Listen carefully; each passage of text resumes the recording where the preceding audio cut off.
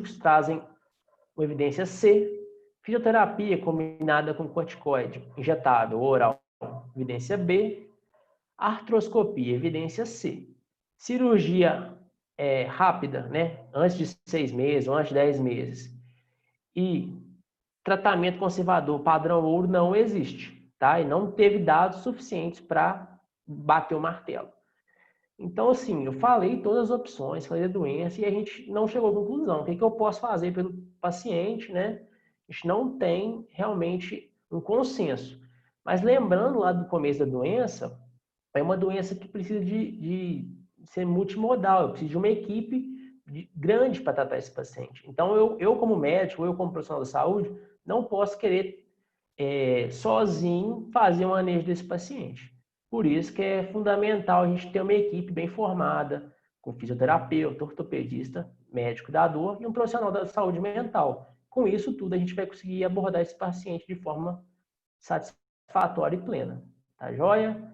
Era isso que eu tinha para falar. Muito obrigado. Deixei meus dados aí. Se alguém tiver alguma dúvida, quiser que eu passe as referências, vai ser um prazer.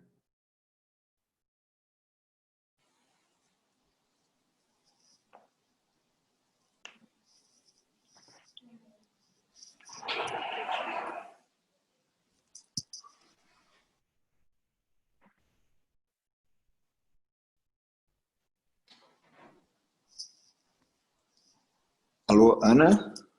Oi. Oi. Bom, acho que o Rodrigo encerrou a apresentação dele. Se você quiser fazer seu complemento aí. Vou começar então Daí, a minha parte. isso, aí na sequência a gente faz uma discussão sobre o todo. Combinado. Então, primeiro de tudo, muito boa noite para todos. Eu queria agradecer a presença. A gente tem mais de 70 pessoas assistindo a gente ao vivo nesse momento. Dizer, então, da minha satisfação de poder estar aqui há mais ou menos um mês atrás. Eu dediquei 2h30, quase 3 horas, a um aulão de capsulite adesiva, só para quem trabalha com a reabilitação conservadora. Essa aula está disponível aqui no canal do Grupo do Ombro, e inclusive com acesso à pasta dos arquivos que embasam a parte de evidência científica dessa aula.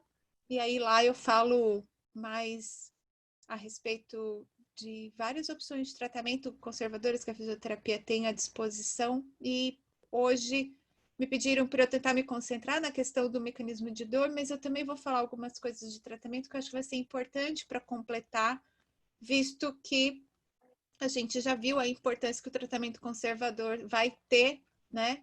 E de quão importante é ele ser bem sucedido para evitar as cirurgias e outros procedimentos mais complexos. Então, eu vou iniciar dizendo que eu estou convidada porque há um período atrás, quando eu comecei a abrir o meu Instagram, eu tinha vergonha de aparecer pessoalmente. Sou professora da Universidade de São Paulo, né, da USP, aqui em Ribeirão Preto.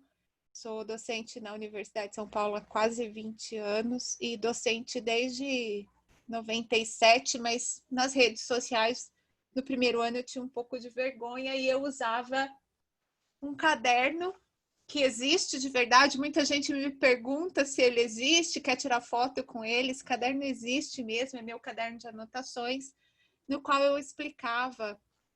E esse foi o post assim, que me fez acreditar que eu conseguiria ensinar as pessoas através do Instagram, tá? É um post que fala a respeito dos principais mecanismos de dor descritos na literatura, reconhecidos pela IASP, e nos quais eu fazia definições a respeito de como você identificar na prática clínica esses mecanismos, para poder, então, fazer tomadas de decisão, principalmente baseadas em exercício, né?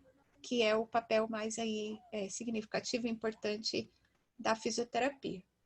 Então, como vocês podem ver, nós temos basicamente 3 mecanismos de dor: nociceptiva, neuropática e atualmente a gente está usando o termo nociplástica, mas alguns de vocês podem conhecer como sensibilização central, né? por fim, que a IASP decidiu organizar essa nomenclatura, visto que sensibilização central é um processo que acompanha a sensibilização periférica, uma inflamação, é uma facilitação no corno dorsal da medula. Então, é um processo que acontece, inclusive, em situações agudas, e a gente estava usando esse termo para indicar uma hipersensibilidade do sistema nervoso central a estímulos aferentes que incluíam nocicepção. Então, hoje a gente procura usar o termo mais correto, o termo que é recomendado na taxonomia, que é mecanismo nociplástico.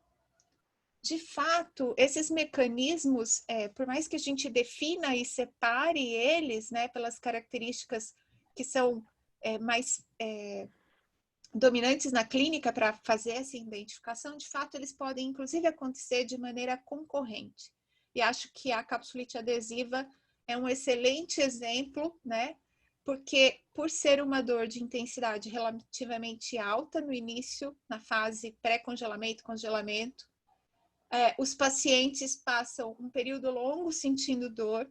Então, para muitos pacientes, a gente fica na dúvida se o mecanismo é essa dor persistente depois que a fase mais importante de congelamento está passando. Fica uma dúvida se as pessoas não ficam sensibilizadas centralmente, não adquirem características nociplásticas. Então, é por isso que eu vou falar um pouco das características desses 3 mecanismos.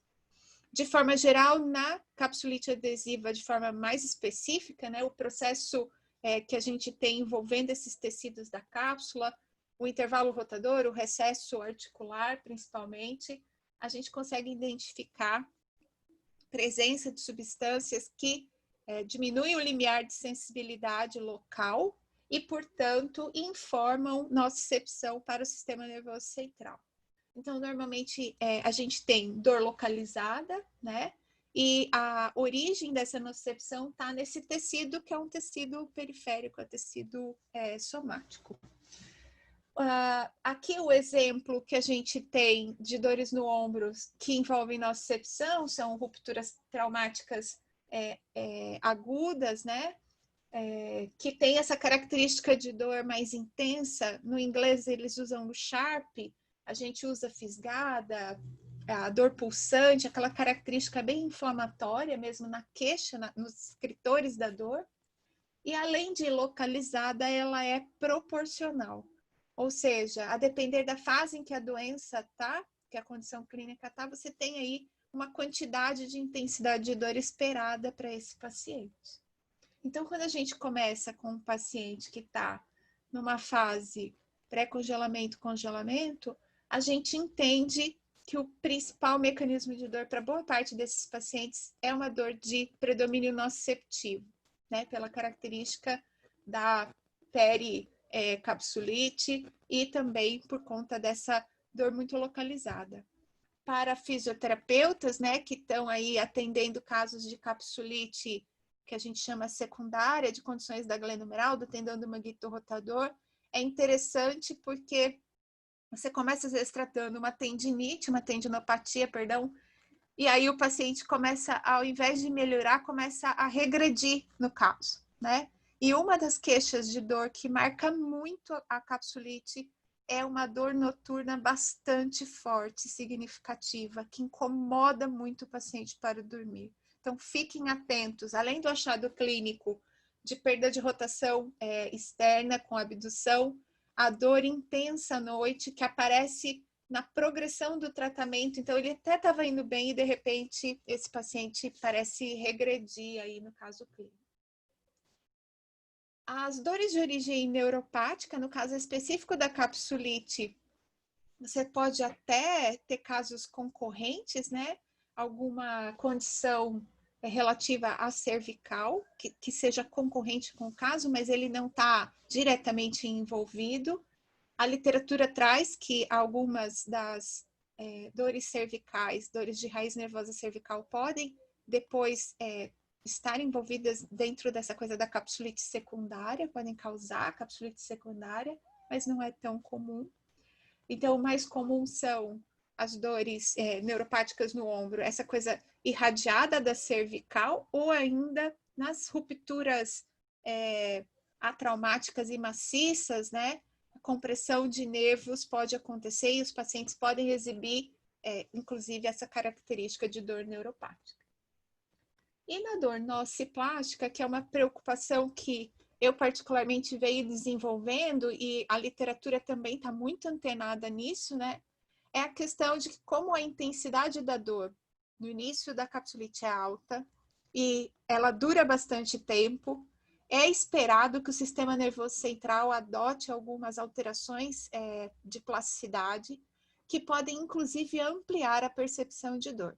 Então, como saber, por exemplo, se o seu paciente está assumindo uma característica mais de predomínio nociplástico do que de nociceptivo, como deveria ser na capsulite de curso mais comum. Primeiro, que essa dor vai começar a ser desproporcional. Então, em termos de tempo de evolução da doença, você sabe que tem uma fase que ela é bastante dolorida, mas depois disso ela deverá cursar para menos dor progressivamente e menos amplitude. Tem uma fase que inverte, né? Tem uma fase que você tem bastante dor e está perdendo a amplitude, aí tem uma fase que a dor começa a regredir e o congelamento se estabelece, a ADM está bem reduzida. Até que depois a dor diminui e a ADM retorna. Então, tem essa fase, e se essa dor não deveria mais estar presente em tanta intensidade, é de se desconfiar que ela está assumindo uma das características de dor nociplástica, que é ser desproporcional ao caso clínico. Tá? Eu vou mostrar depois os tempos, e aí vai ficar um pouco mais clara essa questão temporal de quando começar a desconfiar que pode estar assumindo o mecanismo nociplástico. Outra coisa é que essa dor vai deixar de ser localizada no ombro. Outra característica da dor nociplástica é o fato dela ser espalhada em diferentes áreas do corpo. E essas áreas não são áreas necessariamente correspondentes a trajetos de nervos periféricos. Então, não é que ela está espalhada como uma cervicobraquialgia, ela está no ombro, mas também está na coluna lombar, mas também está no quadril, mas também está no joelho. O que podem ser condições separadas, mas diante de uma queixa desproporcional e dor espalhada, você já vai começar a ficar mais atento à possibilidade dessa queixa estar assumindo um predomínio nociplástico.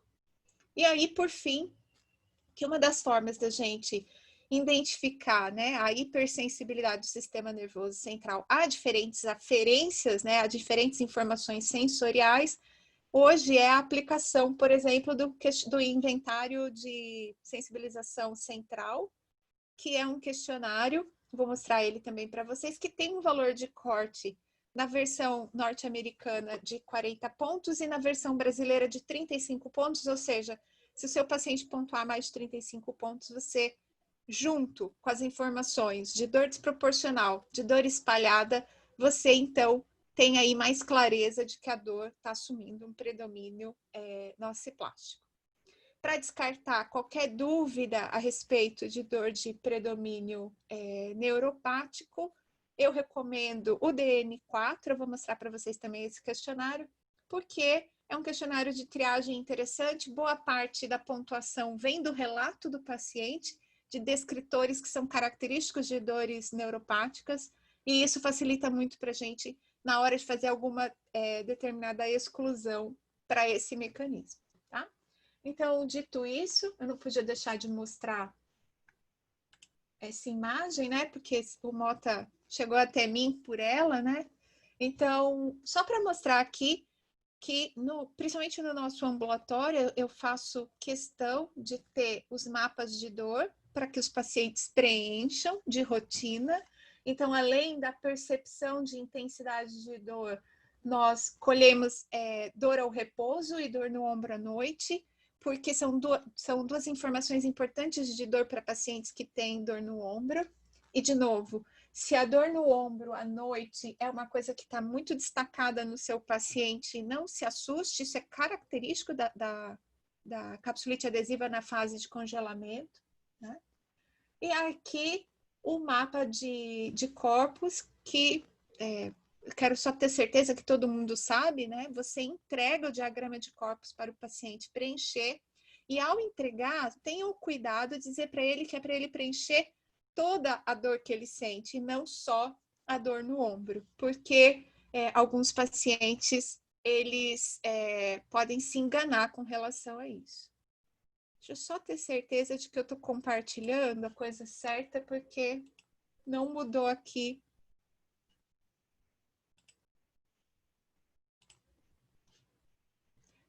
Vocês continuaram vendo a imagem e não estavam vendo o meu slide. E agora também não estão vendo o que eu quero. Peraí. Estou com 3 apresentações aqui abertas. É essa aqui. Isso. Então, estou falando desse mapa corporal, tá? Aqui no nosso laboratório a gente tem as versões costa, frente, lado esquerdo e lado direito. E, como eu disse, ao entregar esse mapa corporal, por favor, faça questão de deixar claro para o paciente que é para ele anotar e marcar à vontade todas as dores que ele tem no corpo. Porque senão você vai perder a informação se a dor está espalhada ou não. Se você disser, me marca a sua dor no ombro, e aí ele vai vir aqui e vai marcar exclusivamente uma região, você perde a informação dessa ampliação, da distribuição da queixa percebida. Tá? E aqui a gente usa as intensidades de dor para ver o nível de irritabilidade de percepção de dor. Questionário, o inventário, né, de sensibilização central, ele tem 2 partes. Essa parte B eu queria destacar porque algumas condições clínicas de base, elas concorrem, né, com o predomínio nociplástico, elas são tradicionalmente conhecidas como dores que envolvem uma hipersensibilidade do sistema nervoso central. E se seu paciente tiver uma dessas condições de base, ao ter capsulite adesiva, vocês saibam que ele já tem um sistema que processa dor de uma maneira diferenciada. Então, síndrome da perna em queda, fadiga crônica, fibromialgia, enxaqueca, né? As migrâneas, disfunção temporomandibular são algumas dessas características, dessas doenças que cursam com características de predomínio nociplástico. Então, se o paciente já tem isso de base, é possível que a percepção de dor dele seja ampliada.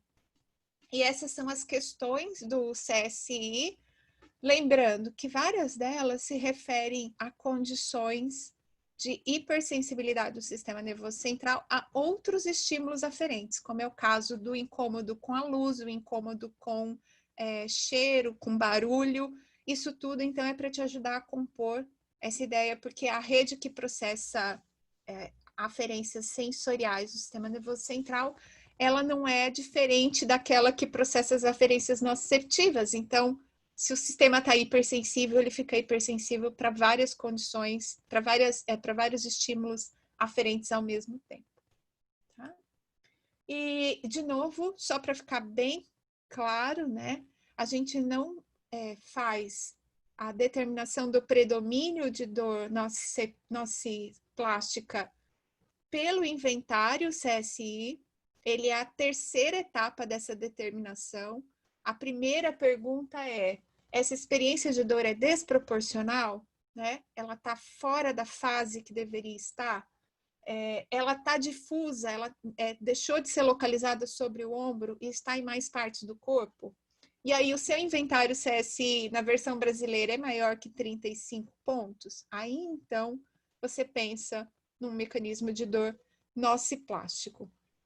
Para vocês terem uma ideia, para a fisioterapia, isso pode significar a decisão de, ao invés de expor o paciente a exercícios seriados por tempo e número de repetições, a gente pode fazer as estratégias de exposição à atividade, exposição gradativa, que eu acho que de maneira muito inapropriada, esse artigo, Rodrigo, chamou de fisioterapia lúdica, né? Porque é muito mais a exposição a atividades funcionais. Isso tem acontecido muito, as pessoas para vender os papers usam uns nomes que deixam a técnica com outro nome, como se fosse uma coisa diferente daquilo que a gente já faz. Então, a fisioterapia pode ser tanto exercícios seriados, com carga, respeitando o nível de irritabilidade do tecido, como pode ser exposição a atividades funcionais, que nesse paper que você citou, estava chamando de fisioterapia lúdica, tá? Bem, dito como separar os diagnósticos, eu vou mostrar rapidamente o que eu quero que vocês prestem atenção em termos de queixa de dor desproporcional. Essa fase pré-adesiva e de congelamento, que o Rodrigo muito bem mostrou, né? Elas duram em termos de média esperada na população até 9 meses, 1 ano desse caso clínico. E então, a partir daí, a dor, que é bastante intensa, ela vai passar para uma fase em que ela vai reduzindo progressivamente, principalmente no final da fase de congelamento, a dor oscila várias vezes. Às vezes o paciente está um pouquinho melhor, às vezes ele está um pouquinho pior, mas na fase em que o ombro já congelou efetivamente, a gente tem dor mínima. Então, se você está tratando um paciente que tem capsulite adesiva em torno de 9 a 15 meses, perdão, mais de 1 ano, né? Porque aqui a gente vai somando o tempo. Há mais de 1 ano, e essa pessoa ainda está com características de dor muito intensa, essa dor está desproporcional para a fase em que a capsulite está. E aí você tem que ver, por exemplo, se já é um enxaquecoso, se já era um fibromiálgico, ou se efetivamente desenvolveu um mecanismo nociplástico por conta da intensidade da dor e o tempo de dor desses pacientes, tá? E aí, a mesma coisa para a coisa do descongelamento, né? A dor é mínima nessa fase, é isso que a gente espera do caso clínico desse paciente. E se ele continua com muita dor, com muita disfunção, a gente fica mais atento com a questão do caso clínico dele. Uma informação muito importante, que também o Rodrigo já comentou, é importante considerar que, diferente de outras condições crônicas de dor no ombro, a capsulite precisa que você esteja atento aos níveis de irritabilidade tecidual, que são percebidos, né, em termos de queixa de intensidade de dor e limitação de movimento. E dessa forma a gente fica atento, né? Um nível alto de irritabilidade de dor, a pessoa está se queixando de dores de 7 a 10 na escala numérica de dor. A dor noturna é consistente, a dor ao repouso está presente. A incapacidade medida pelo autorrelato é alta, o paciente se sente bastante limitado nas suas atividades de vida e mesmo no trabalho. A dor vai aparecer antes do final da amplitude de movimento e a ADM ativa, ela está menor que a passiva por conta da dor e da fase do congelamento, principalmente. No nível moderado, a gente vai ter dor moderada de 4 a 6 na escala numérica. A dor noturna passa a ser intermitente, né? A incapacidade vai as capacidades vão se restabelecendo e a dor vai aparecer mais ao final da amplitude de movimento. A ADM ativa vai ficar mais parecida com a ADM passiva. E no nível baixo de irritabilidade, que a gente imagina, então, no final da fase congelado e na fase descongelando, né? A dor é de 3 para menos na escala numérica, ela já não aparece ao repouso, a dor noturna também já vai estar bem reduzida, menos incapacidade, a dor é mínima ao final da amplitude de movimento, quando você faz uma sobrepressão no movimento, e a ADM ativa é a mesma que a passiva. Por que a gente fala dessas características todas conjuntas? Porque elas vão definir, né, quanto estresse você pode pôr sobre os tecidos, basicamente. Deixa eu voltar aqui. Então, quando eu penso a respeito de, por exemplo, mobilização manual, ou técnicas de mobilização manual, na fase mais alta de irritabilidade tecidual, eu tenho que ser extremamente gentil.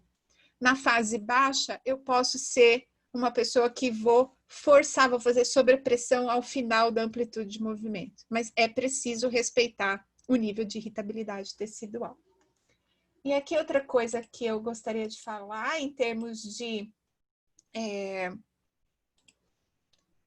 em termos de reabilitação, fisioterapia mesmo, né, é que nós temos um guideline de 2013, que é o guideline recomendado pela Associação Americana de Fisioterapia. E esse guideline, ele é muito útil para que vocês entendam, por exemplo, aquele processo de educação em dor que foi mencionado, né? E o uso de modalidades também, porque nós temos aí o julgamento de evidência científica para cada uma dessas técnicas de intervenção, ok? Eu vou só mostrar para finalizar a minha fala.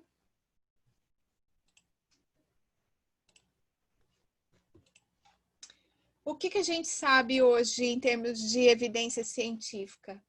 Que os desfechos centrados na percepção do paciente são as coisas mais importantes quando a gente está trabalhando com capsulite adesiva e tem evidência forte suportando a recomendação de usos de questionários de funcionalidade centrados aí na percepção do paciente para acompanhar, então, a atividade e participação das pessoas que desenvolvem capsulite adesiva. Os clínicos deveriam usar medidas de limitação de atividade facilmente reproduzíveis, né? E a restrição de participação associada à dor no ombro para avaliar as alterações no nível da função ao longo do processo. Por que essa é uma opinião de experts? Porque a gente não tem fundamentação teórica, né? Evidência científica para dizer diretamente que a restrição de participação indica a melhora clínica do paciente.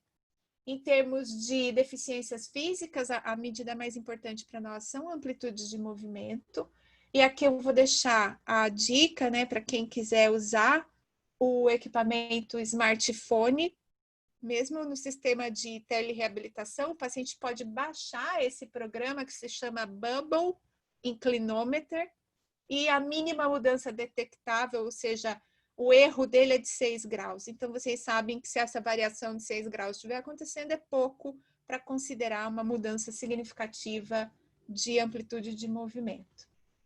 A gente ainda precisa, né, de evidências teóricas e de ciência para entender um pouco melhor a questão das restrições e da avaliação da ADM, mas essas são medidas que a gente tem, inclusive, se vocês quiserem fazer um print ou depois rever essa aula, que ela vai ficar aqui gravada, eu vou deixar aqui, então, as mínimas mudanças detectáveis de goniômetro, porque o clínico costuma acompanhar muito esse paciente pela ADM e nós temos erros de medida que precisam ser considerados ao se atender um paciente que tem capsulite adesiva.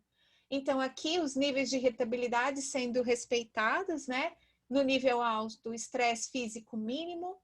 No nível moderado, estresse físico de leve a moderado. E de nível baixo, estresse físico de moderado a alto. Então, aqui a gente busca modificar as atividades do paciente, monitorar a dificuldade de amplitude de movimento, perda de força. No nível moderado, abordar mais diretamente as deficiências, ou seja, ganhar amplitude de movimento e restaurar as atividades funcionais. E aqui, por fim, abordar essas deficiências definitivamente para restrição mínima de ADM, de função, restaurar as atividades de alta demanda. E aqui vocês têm as recomendações da literatura, autocuidado, exercícios domiciliares. Muitos pacientes não ficam conosco na clínica na fase de estresse alto, de nível de irritabilidade alta nos tecidos, até porque às vezes é muito mais importante para o paciente ele estar fazendo a parte medicamentosa, eventualmente alguma infiltração com o médico, para passar essa fase pior em que ele não vai ver muita importância nem muita evolução clínica fazendo fisioterapia e pode até achar que fisioterapia não é para ele, não vai ajudá-lo, né? Então, os exercícios em casa, né, para ajudá-lo principalmente a controlar sintoma.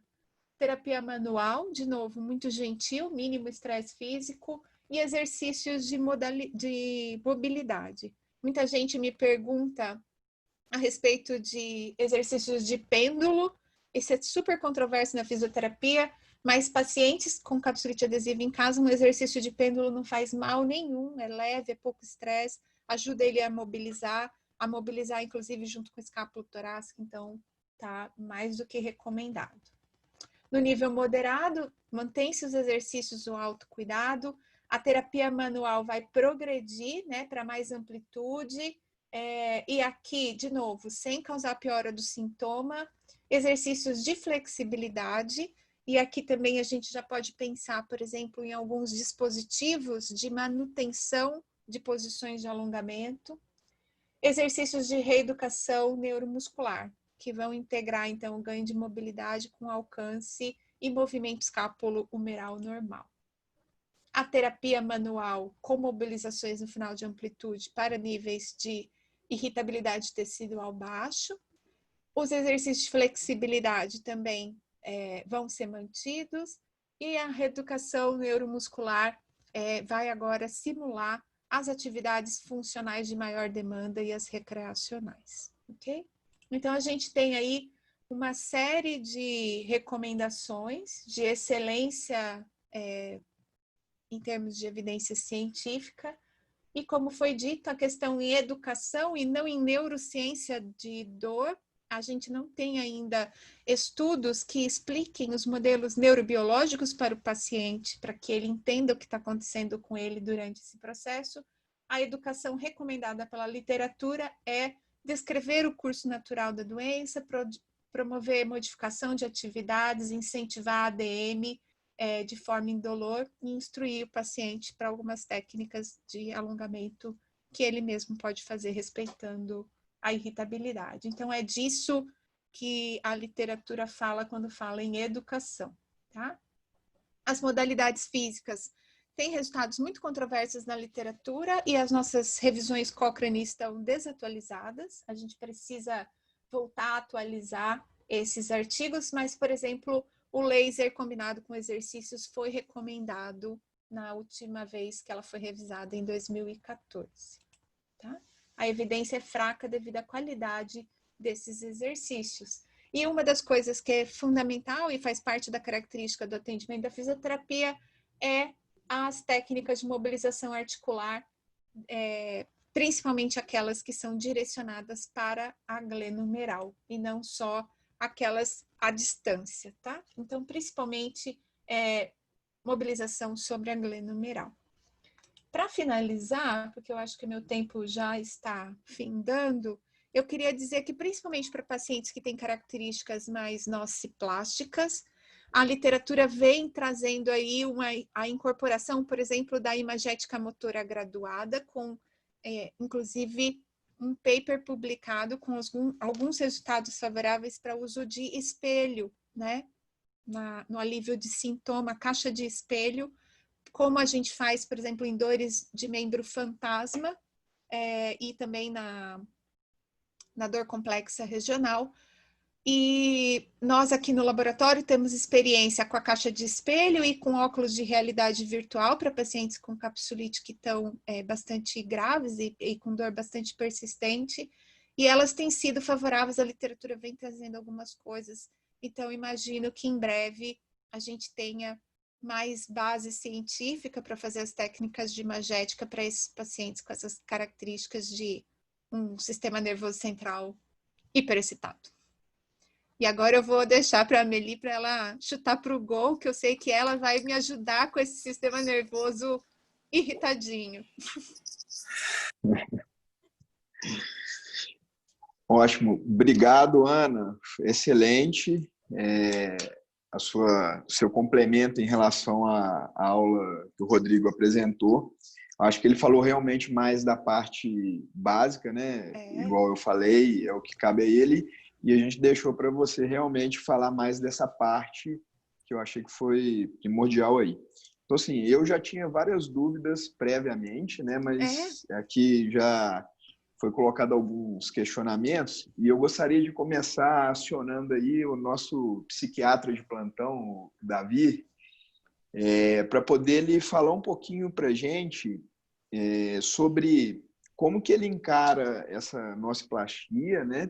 Em que um psiquiatra ou um psicólogo poderia estar ajudando a gente no controle dessa dor, e se ele vê indicação para uso de algum psicofármaco, alguma medicação que da parte psiquiátrica ajude no controle desse tipo de dor, né? Então, eu deixar a palavra com ele para ele falar um pouquinho para a gente sobre isso daí. Quanto tempo você me dá para falar, Mota? Cara, sei lá, eu não tenho como medir o tempo aqui. Diz a Ana que ela tem um Zoom aí que dura 24 horas. Eu não tenho o poder de síntese da Ana Maria, não. Queria eu ter, mas eu vou tentar aqui o máximo. Gente, a primeira coisa assim... Calma que tem mais perguntas para você, hein, cara? Não gasta tudo, não. Eu acho super curioso algumas coisas que foram faladas e pertinentes relacionadas à psiquiatria. Ana, porque a descrição da dor da nossa plástica, ela vem com muitas características que poderiam ser facilmente confundidas com dores psicogênicas, né? De maneira Sim. geral, principalmente, né, paciente quando chega em resultado de ter qualquer dor crônica. A gente, na verdade, qualquer limitação funcional tem um fator de risco imenso para transtornos psiquiátricos, principalmente transtornos de humor. E esse risco a gente vê como sendo duplo, né? Da mesma maneira que pessoas com dores crônicas aumenta muito o índice de depressão, pessoas em depressão aumentam muito o índice de dor crônica. E é super importante que a gente... eu acho curioso o que você colocou sobre a caixa de espelhos e o exercício que você falou em termos de, por exemplo, membro fantasma, porque a gente usa esse mesmo recurso na anorexia. É comum que a gente pegue o paciente, por exemplo, coloque um papel pardo atrás e antes do paciente entrar no papel pardo, a gente pedir para ele desenhar com uma caneta qual é a finura, por exemplo, da silhueta. Silhueta. Então, Davi, para você ter uma ideia, a gente está trabalhando com exposição em vivo. A gente tem uma escala, eu estou trabalhando no desenvolvimento de uma escala, é uma escala baseada na CIF, com atividade de membro superior. E aí o paciente recebe as fotos daquelas atividades, ele escala ela por medo de realizar o movimento. A gente tem muito paciente que tem medo de realizar o movimento por dor. E aí eu exponho ele gradativamente, do menor medo para o maior medo. Maravilhoso. Isso é um dos lados mais maravilhosos que a gente tem, em que a gente consegue associar o aprendizado, né,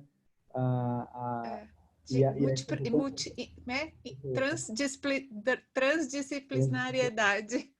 Sim, exatamente. Então, assim, eu acho, no caso dos pacientes que sentem dor crônica, o que acontece é isso, eles entram num estado de hipervigilância. Isso. A dor, ela gera uma ansiedade antecipatória que amplia mais ainda a resposta à dor. Então, é como vocês pensarem assim, o que é pior? Saber que tem um assaltante lá fora, ou eu falar para vocês assim, talvez tenha um assaltante lá fora. Tem um assaltante lá fora, faz com que a gente reaja, ou fuja ou luta. Então, assim, eu vou conseguir ter recursos para conseguir fazer. Uma das coisas eu vou fazer. Se eu falar que talvez tenha um assaltante lá fora, geralmente o que acontece é que a pessoa fica desesperada. O sofrimento acaba sendo muito maior. Então, o que é muito importante a gente lembrar em relação à dor crônica é que,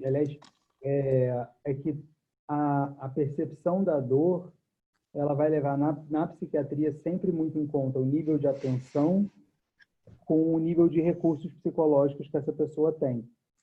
Então, por exemplo, a pessoa saber que existe um estudo que eu sempre falo eu estou falando muito, eu posso continuar falando? Pode falar. Pode falar, pode falar. Bora! Eu vou ficar indo, mas enfim. Existe um estudo que eu gosto muito de artrite reumatoide que pegou mulheres com AR, né, e fizeram uma comparação dos níveis de lesão que elas tinham com o grau de disfuncionalidade que elas tinham e com as percepções que elas tinham, né, o significado que elas davam para a doença que elas tinham. E foi muito interessante que eles viram que o grau de disfuncionalidade era muito mais relacionado às crenças que elas tinham do que com as lesões.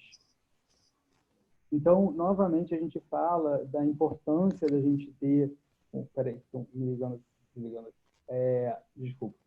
Então, da importância que a gente tem que ter, mais do que apenas educação da dor com o paciente, a educação dos significados da dor. Sim. Né? E dos significados do tratamento.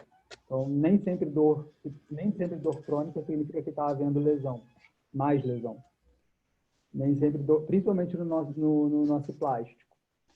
Nem sempre dor crônica no paciente, por exemplo, no nosso plástico, significa que nenhum tratamento está fazendo efeito.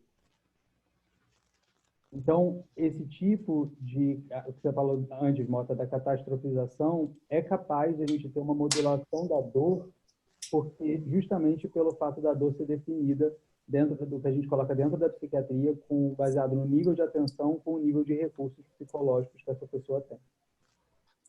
Com relação ao antidepressivo e ao anticonvulsivante, a Meli vai saber falar disso muito melhor que eu, mas eu vou falar aqui dentro da psiquiatria a importância disso.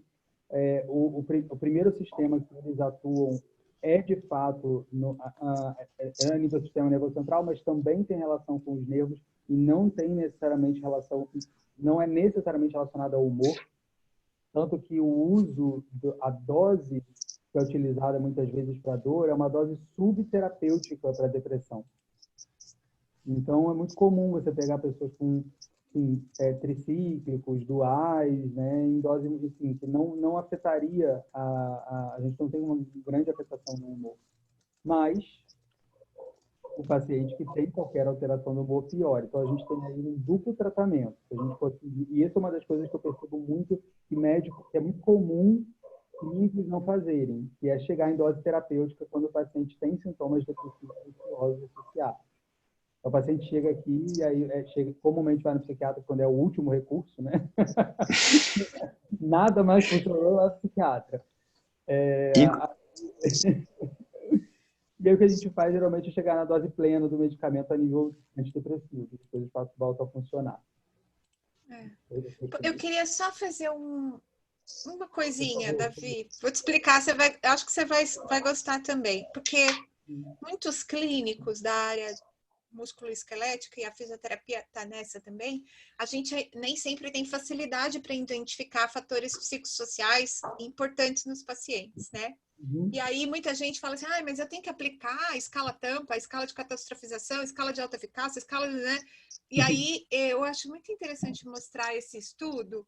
Esses autores, eles pegaram vários questionários da área da psicologia, de fatores psicológicos, e eles viram qual questão do questionário mais se correlacionava com o score total.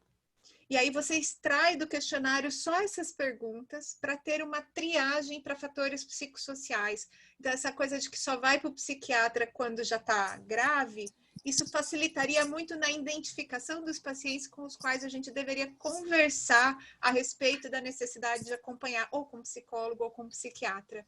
E essas são as perguntas, né? Você se sente ansioso? Você acha que a prática de atividade física pode te prejudicar e é uma escala de 0 a 10? Você se sente estressado?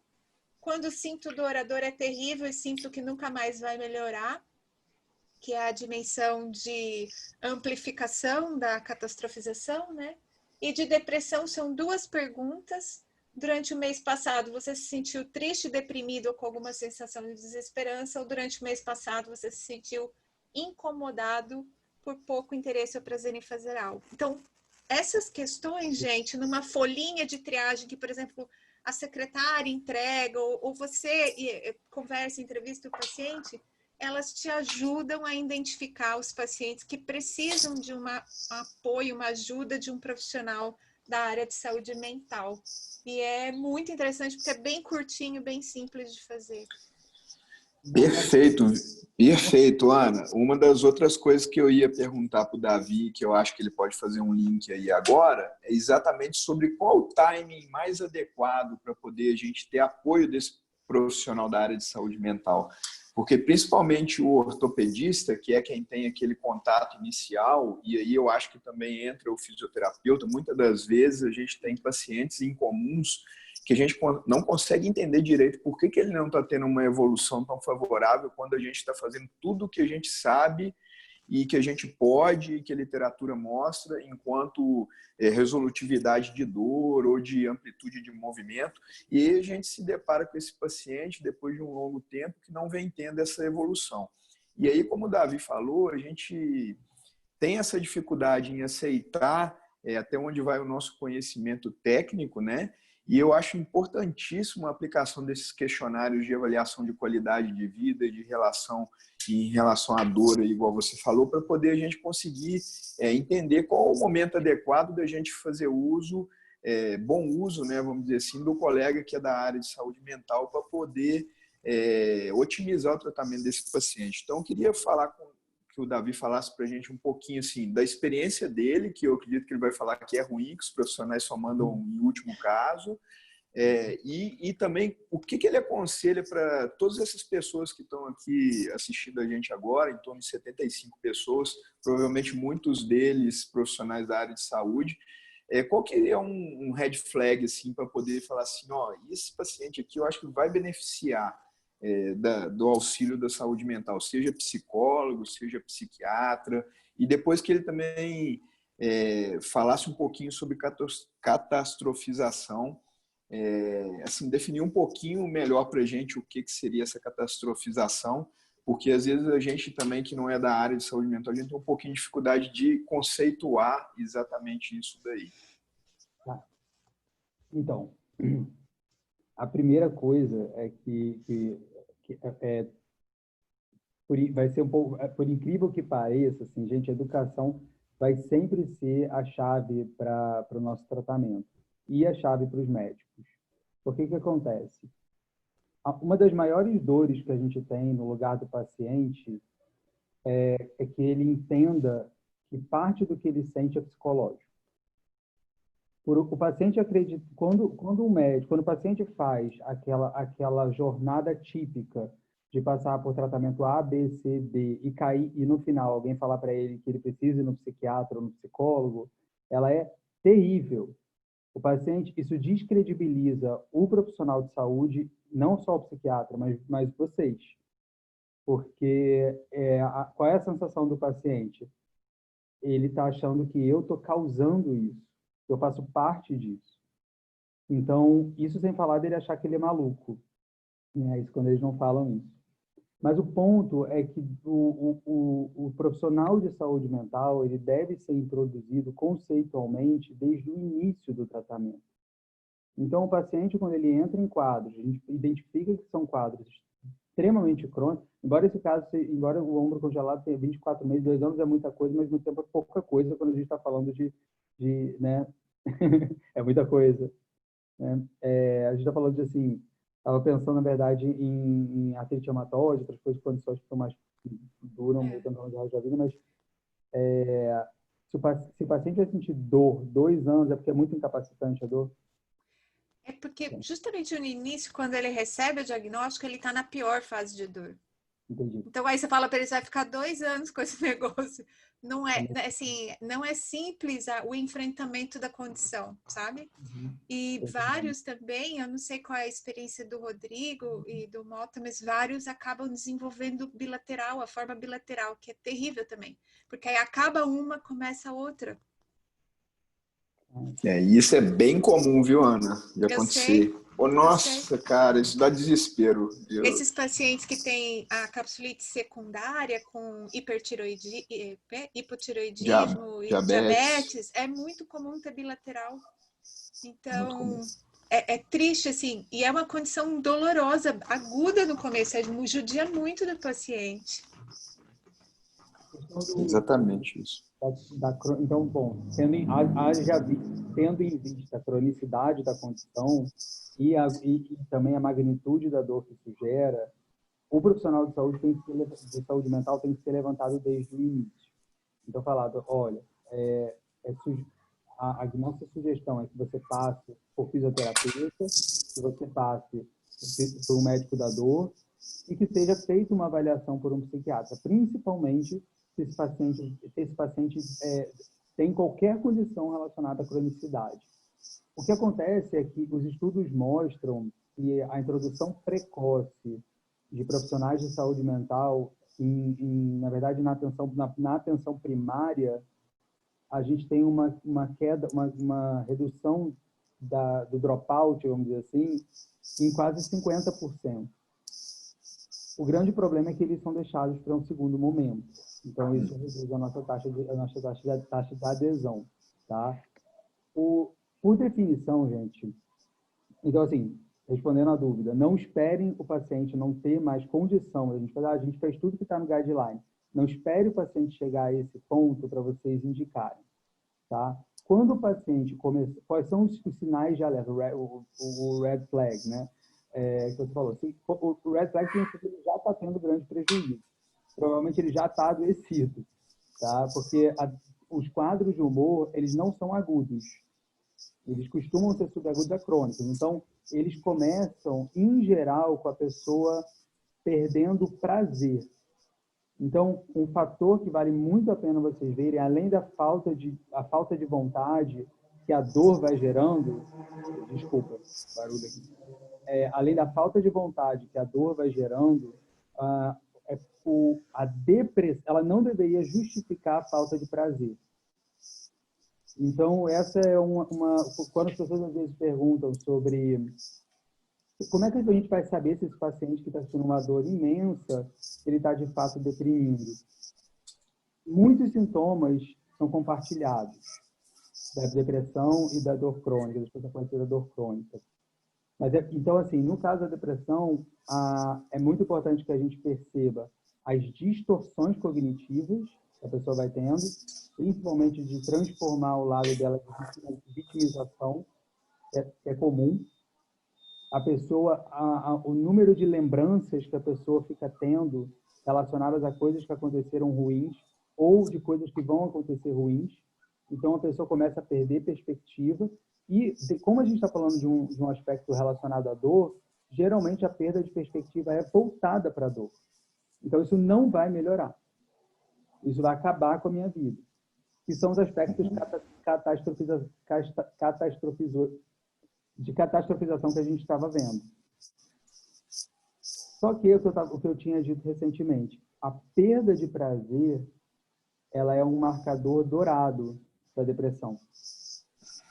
Se o paciente perdeu prazer, se ele chegou num ponto de você conseguir identificar isso, provavelmente ele já devia ter ido no psiquiatra antes. Tá? Uma coisa que eu sugiro desde o início, novamente, quando a gente percebe o grau de cronicidade das pessoas, é pedir para fazer uma avaliação com o psicólogo da dor. O psicólogo da dor é um membro mágico, assim, justamente porque ele consegue fazer com que o paciente tenha uma outra percepção da condição que ele tem. A caixa entra dentro da parte até educacional, igual a gente estava falando. Completamente. A caixa de espelhos, assim, você pode olhar dentro de uma analogia muito interessante com a saúde mental. A pessoa começar a treinar, entender que aquilo ali não é, que a vida dela não gira em torno da dor, mas que a dor faz parte da vida. Isso tudo é feito, o paciente aprender que ele pode conviver com a dor até um certo grau. Ele vai ter limitações, vai, mas ela não vai limitar a vida dele inteira. E, principalmente, não vai ser sempre assim. Bom, eu gostaria agora de pedir a Amélie também para fazer uma contribuição aí. E eu gostaria de começar perguntando para ela como que é a visão dela em relação à nociplastia também, né? Eu acho que talvez seja um termo um pouco novo aí para algumas pessoas, né? Em relação à sensibilização central. E como é que ela faz para diferenciar, por exemplo, se o paciente tem uma uma dor nociplástica que tem vários acometimentos em vários locais do corpo, para ela, como que ela encara isso em relação à diferenciação para, por exemplo, um paciente que tem queixas reumatológicas, que também tem dores disseminadas pelo corpo, ou se para ela é a mesma coisa, ou ele se encaixa, o paciente reumatológico se encaixa dentro dessa classificação aí. Ô, Mota, eu vou começar a explicar, eu vou até fazer um gancho muito, porque a fala do Davi foi linda. O que eu falo? O médico de dor, ele nunca tem um paciente, dificilmente a gente tem um paciente que é exclusivamente nosso. Normalmente, médico de dor, você vai entrar em casamento, no mínimo, com mais uma especialidade.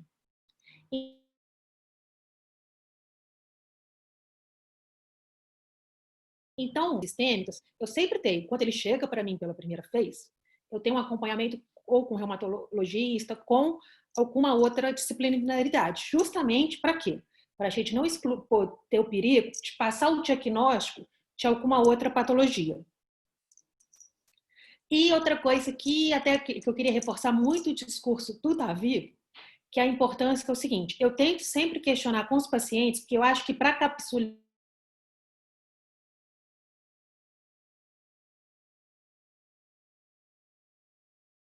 morbidação, é muito importante a gente ter uma educação e ter uma proximidade com o paciente. Por quê? Porque é um diagnóstico de exclusão.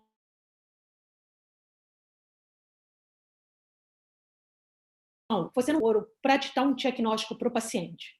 Então, um paciente que veio com uma dor, que às vezes ele não tem um exame para mostrar para a família, para o médico do trabalho, isso é muito importante para colaborar, para confirmar o meu diagnóstico. E você tem que falar, não, é um diagnóstico de exclusão. E principalmente é o que eu falo, a dor é do paciente. A dor é subjetiva. Então, a gente sempre acredita em quem? A gente sempre acredita no discurso do paciente. Até para a gente, por quê? A gente tem que reforçar isso muito com o paciente, para quê? Porque eu falo muito de saúde mental desde a primeira consulta. Principalmente que é um ciclo vicioso. Dor gera depressão e depressão gera dor. É o ovo e a galinha. A gente não sabe quem veio primeiro. Então, eu gosto muito de aportar a questão de saúde mental, até para o paciente ter uma confiança em mim, para quando eu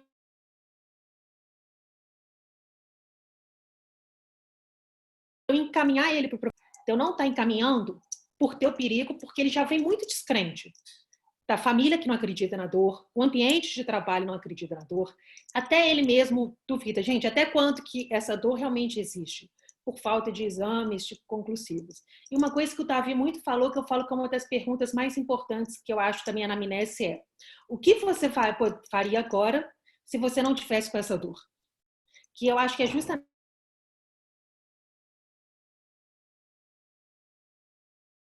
isso que ele falou, que a gente tem que procurar o quê? Sintomas de falta de prazer, porque eles vêm antes. Então, é conversar com o paciente e falar: o que você faria nesse exato momento se você não tivesse com esse quadro de dor agora? É uma relação que a gente tem que ter muito próxima com o paciente e questão de muito de orientação. Até porque questão de dor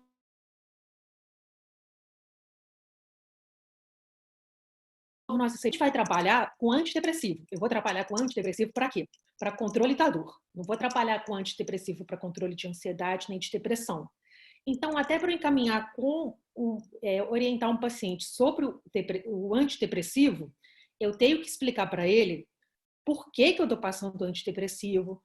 Eu tenho que explicar para ele, no contexto dele, sobre sensibilidade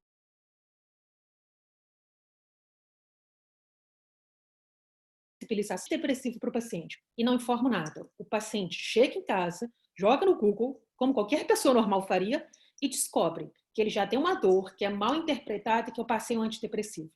Poxa, nem a médica de dor acreditou na minha dor.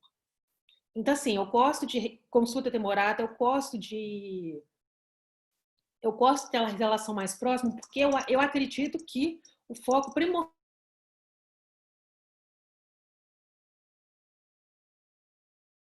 para a gente ter do nosso paciente. Então, gosto de explicar muito bem. Até a questão que a Ana Maria falou, da cinesiofobia. É uma coisa que eu gosto de gastar tempo na consulta, porque eu sei que é importante. Os pacientes têm muito cinesiofobia, principalmente os pacientes com capsulite adesiva. E a gente sabe, eu falo com o paciente, se você puder escolher uma pessoa na vida entre eu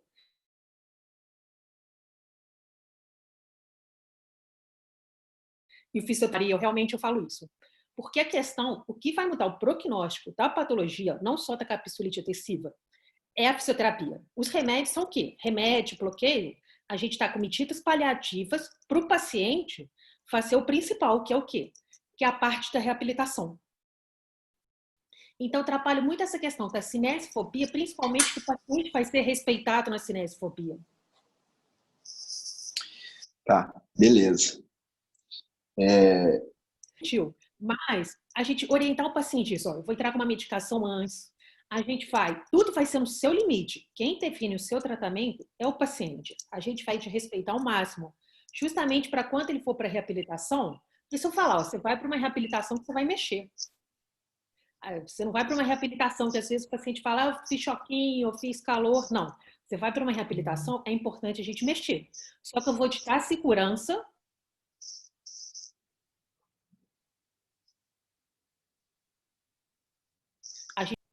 Eu acho que está travando um pouco o seu, amigo. Está travando? Peraí.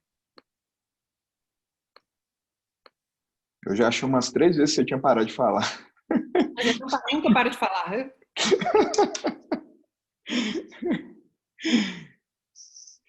Peraí. Bom. Troquei a internet aqui. Tá, beleza.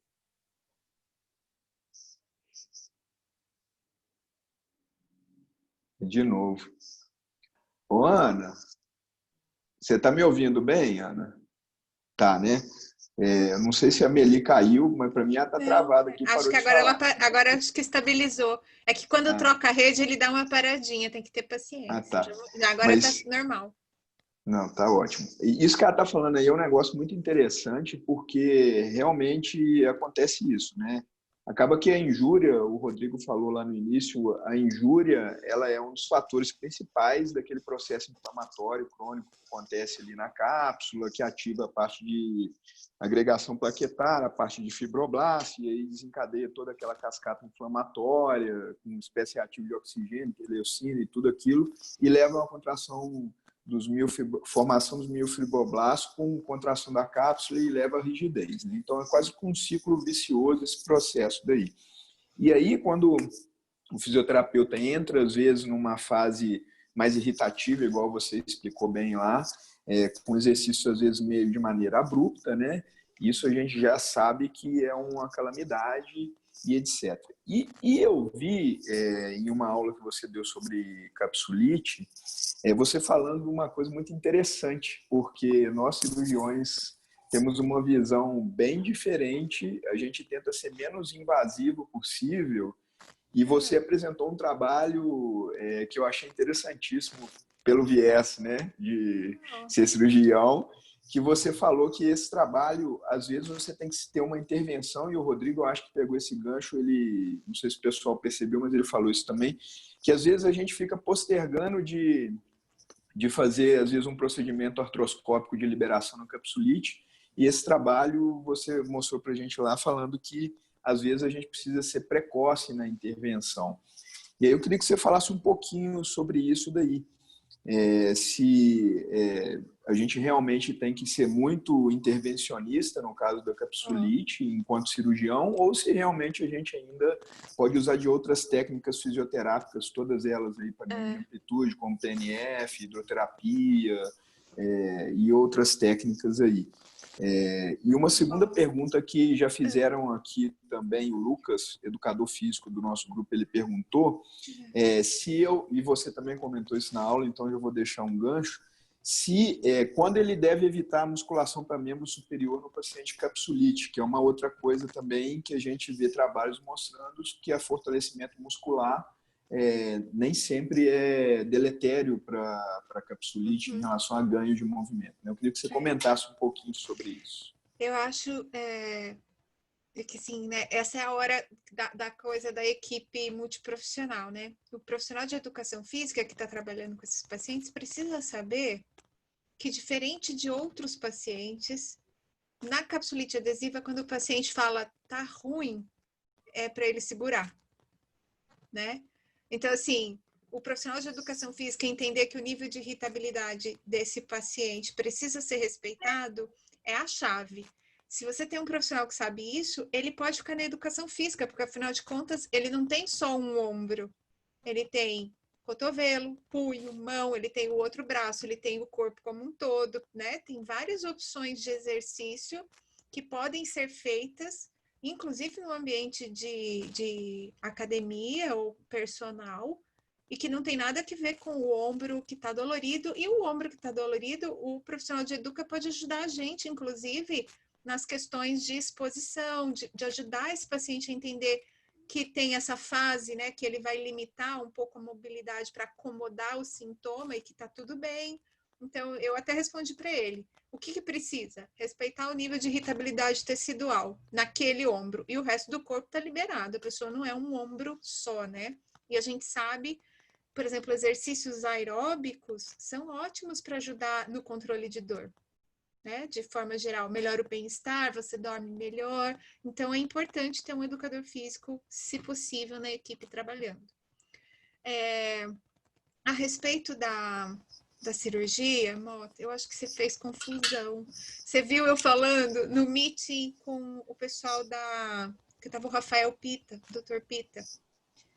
Eu falei da questão de você não atrasar o reparo cirúrgico de lesões do tendão que estão aumentando. Para capsulite adesiva, e, gente, por favor, entendam o que eu vou falar agora, neste momento solene. Se a gente olhar toda a literatura, no estado atual do que a gente tem, a verdade verdadeira é que não existe nada, nenhuma intervenção que se mostre superior ao tempo de evolução natural da capsulite.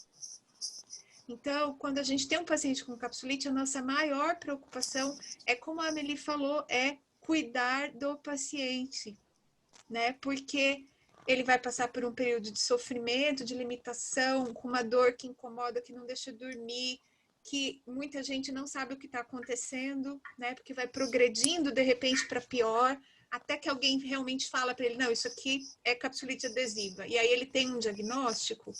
A gente fica ajudando o paciente a lidar com essa situação. Então,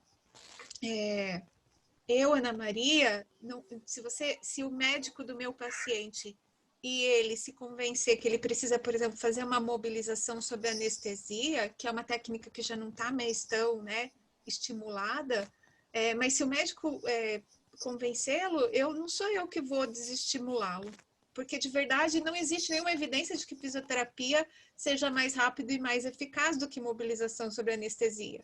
Então, se a gente vai fazer prática baseada em evidência, é preciso ser cirúrgico, né? Bem cirúrgico. E na cirurgia da prática baseada em evidência, nenhuma das nossas técnicas tem superioridade no cuidado. Portanto, a decisão compartilhada com o paciente é o caminho, né? Então, é o que o paciente quiser fazer. A gente tem paciente, Amelie, que não quer fazer exercício. Ele quer esperar a fase do congelamento, fazendo infiltrações e bloqueios em casa. E não sou eu que vou brigar com esse paciente, gente. Dentro disso daí, a saúde baseada em evidência, ela sempre prega, né? O David Sacks fala sempre que, além da parte científica, a gente tem que levar em consideração a experiência profissional e a vontade do paciente, né? Pode ser que você propõe para ele alguma coisa. E aí, só dentro disso daí, Ana, eu te instiguei porque realmente eu também não acho que a gente tem que ser intervencionista. Na verdade, a gente vai tratar o paciente que ficou com uma sequela da capsulite, né? Uma rigidez já fora da fase inflamatória e tal, porque toda vez que a gente faz uma injúria, como o mecanismo da capsulite ele é de retroalimentação, se eu for lá e agredir cirurgicamente, isso é perigoso, eu posso estar piorando, em vez de eu vou estar fugindo do princípio base da medicina, que é o primo non nocere, né? Então, para eu ter uma intervenção, eu tenho que ter convicção de que aquilo ali realmente está baseado em evidência de que vai funcionar. E aí, dentro desse fator, eu gostaria de provocar a Amelie para ela falar um pouquinho para a gente, porque existem alguns braços da clínica da dor, principalmente a intervencionista, e ela faz parte disso daí, ela mexe mais com essa área, que estão relacionando muito os procedimentos teoricamente invasivos da clínica da dor, como a hidrodilatação, por exemplo, para o uso e para o tratamento da capsulite adesiva. E eu concordo um pouco com isso, e eu concordo um pouco com a Ana em relação a isso, porque apesar de a gente não saber se é a fisioterapia que funciona, se é o remédio que funciona, se é a cirurgia que funciona, não ter uma definição, né, uma intervenção que respondeu essa pergunta, né, uma revisão sistemática da literatura, a gente sabe que os trabalhos também mostrando o efeito deletério das intervenções no paciente que é estimulado pela injúria a ter uma resposta alterada, né, para essa injúria. Eu queria que você comentasse um pouquinho sobre isso, se você usa essa prática, como que isso é visto dentro da parte de clínica da dor, porque isso é uma coisa bem polêmica, e aí eu concordo com a Ana em relação a isso.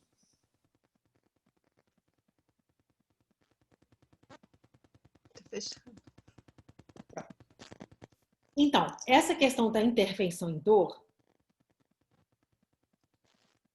Ih, vai travar. Travou de novo. É a dor ou é a perda de movimento? Travou? Bota. O que está incomodando mais o paciente? É a dor ou é a questão da rigidez, da perda de movimento? Quando a gente fala em questão de dor, as injeções com ácido hialurônico ou as injeções com corticoide, elas mostram uma melhora a curto prazo, mas foi como a Ana Maria falou, a longo prazo a gente não tem tanta evidência de melhora ali no curto prazo e que a gente sempre tem que levar em conta que é o quê?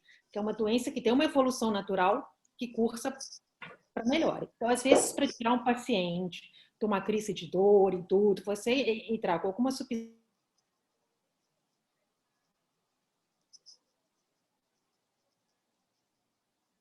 em que a gente tem muita citocina inflamatória ali, a gente pode dar um alívio agudo para o paciente. E vou bater na tecla da orientação de paciente. A gente sabe que as injeções de corticoide, às vezes, são mágicas para o paciente. Nossa, tá ruim. Mas se for repetir, tem um intervalo mínimo. Porque pode estar outras complicações da própria intervenção. Tá me escutando, Moto? Tá falhando bem, tá falhando bem.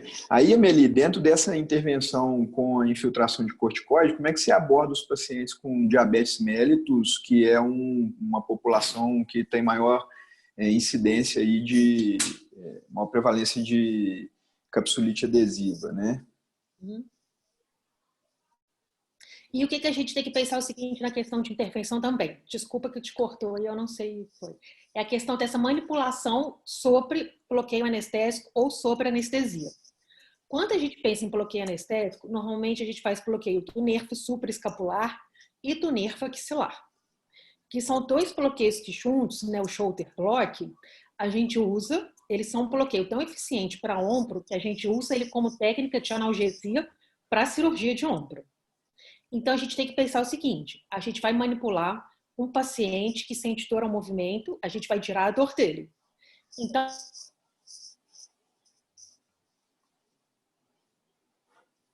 não tem que ser uma coisa de uma maneira muito... Porque você tem muita chance, por você ter tirado a nocicepção, o estímulo doloroso do paciente, de quê? De fazer uma lesão intraarticular iatrogênica. Então, essas manipulações sobre anestesia, sobre anestésico, é aquela situação que, assim, eu não faço. Mas se for fazer alguma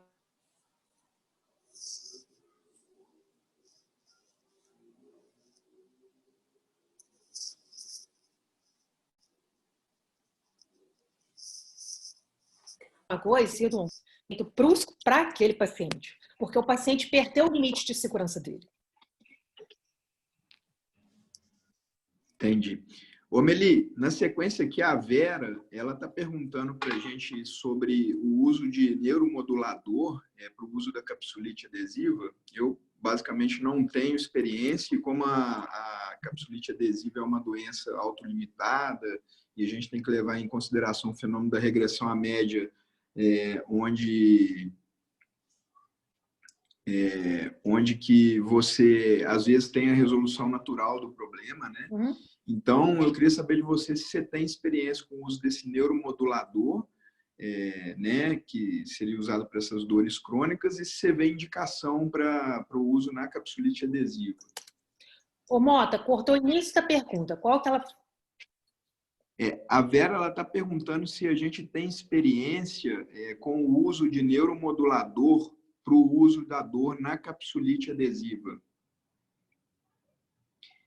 Eu não tenho experiência porque eu acho que a capsulite é uma doença autolimitada e que, de alguma forma, em algum momento, a gente vai ter resolução. Igual a Ana falou, a gente não sabe qual o método mais eficaz porque tem um fenômeno de regressão à média, né? Uhum. Então, ele pode, teoricamente, melhorar sozinho. Exatamente, Mota. Eu também não tenho experiência com neuromodulador. E até batendo nessa tecla, a questão tá melhor espontânea. Uma outra coisa que a gente tem que levar em conta, que o Locke aportou, eu acho que a questão da terapia por ondas de choque. Porque o que acontece com a terapia de onda de choque? Que fase da doença da capsulite que a gente vai fazer isso?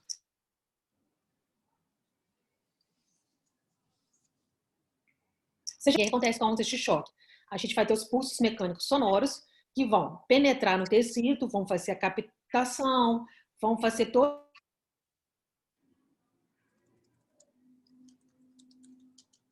aquela inflamação, regeneração. Esse processo de inflamação e regeneração, a gente tem uma doença inflamatória, que a gente vai piorar uma inflamação.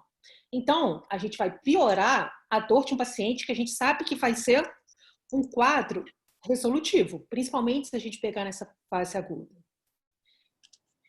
E aí a gente vai fazer o quê? A gente não, para o tratamento de ondas de choque ser efetivo, a gente não pode entrar com nada anti-inflamatório, porque senão você corta o princípio básico.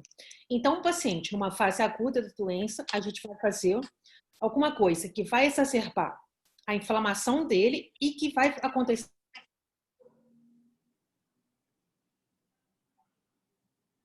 o quê? A gente vai ter inflamatórios, outro corticoide particular.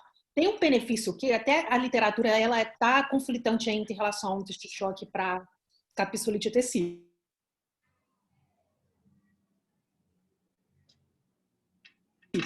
De cicatrização, a gente tem o processo de angiogênese também, porque você às vezes tem uma redução de angiogênese na...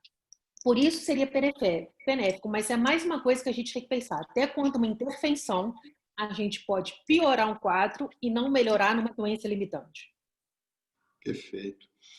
Ô, Ana, eu queria te perguntar uma outra coisa que aí eu já não tenho experiência mesmo e eu acho que talvez aqui no nosso grupo a gente não tenha tanta experiência. Uma é aquela terapia com espelho que você falou, né?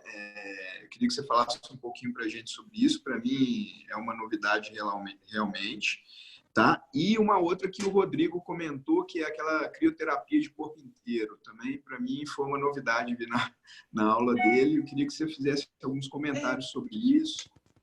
Tá.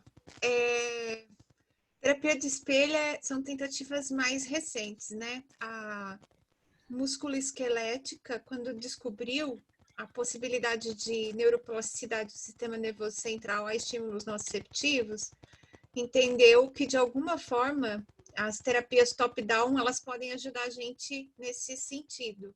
E uma delas é gravestesia, que o pessoal da TO também faz, técnicas de dessensibilização, que a TO também faz. E aí a gente partiu para essa coisa da caixa de espelho, que é criar uma ilusão, né? O corpo humano, o cérebro, ele se apropria rápido da imagem refletida no espelho, e para pacientes que têm muita dificuldade de mover, que estão com muita dor, você cria uma ilusão usando a imagem do membro que não é doloroso, refletida no espelho, para ajudar a controlar e melhorar a percepção de dor. E aí você faz exercícios, movimenta a mão do lado não doloroso, enquanto acompanha esse movimento com o lado doloroso. E isso, basicamente, não é para o sistema neuromuscular, é para o sistema nervoso central, é reorganização de mapa somatosensorial, são técnicas de plasticidade do sistema nervoso central. Outra coisa que a gente pode usar também são testes de julgamento de lateralidade, que envolvem a reflexão, a cognição, a imagem do membro em 2 dimensões, enfim, várias coisas. E quando o paciente tem dor crônica, quando ele vê o membro que está com a dor crônica, o cérebro dele, ele assim, é como se fosse uma habituação, ele tenta, né, reduzir a percepção daquele membro. Então, ele olha o membro que dói, se é direito, ele olha o direito, e aí ele fala, não sei se é o direito. Então, ele leva mais tempo e erra mais vezes o lado doloroso. Então, a gente usa essas estratégias todas que é para provocar capacidade do sistema nervoso central, e a realidade virtual também nessa mesma direção. São estratégias para modular as percepções no sistema nervoso central, não são para músculo esquelética. E aí a outra pergunta da crioimersão. Eu, particularmente, não tenho experiência, nunca vi, nunca li um paper, não está na revisão sistemática de modalidades. Eu não sei te falar, porque também não... Você tem que pensar que em Ribeirão Preto ninguém gosta muito de gelo. A gente não gosta muito. Mas, por exemplo, na fisioesportiva, mas aí é outra pegada, tá? É outro desfecho, que é a coisa do recovery, né? Na fisioesportiva, o pessoal já tá em dúvida essa coisa do banho de imersão em água gelada, como melhora metabólico e tal, embora os atletas adorem. Então, eles fazem, e a gente usa mais pelo ganho, assim, de conforto mesmo, do que exatamente por ganhos fisiológicos, tá? Eu só quero fazer um comentário da Vera. A Vera perguntou da terapia ocupacional e eu comentei de técnicas de dessensibilização que a TO usa muito em lesões nervosas periféricas e que a gente pode usar também na capsulite, embora não seja uma lesão periférica, mas imaginando essa plasticidade do sistema nervoso central, a TO tem um papel muito importante na fase mais inicial, que é nos ajudar nas estratégias de conservação de energia. Porque como o paciente tem bastante dor, dificuldade de mobilidade, distribuir as tarefas ao longo do dia, ao longo da semana, né?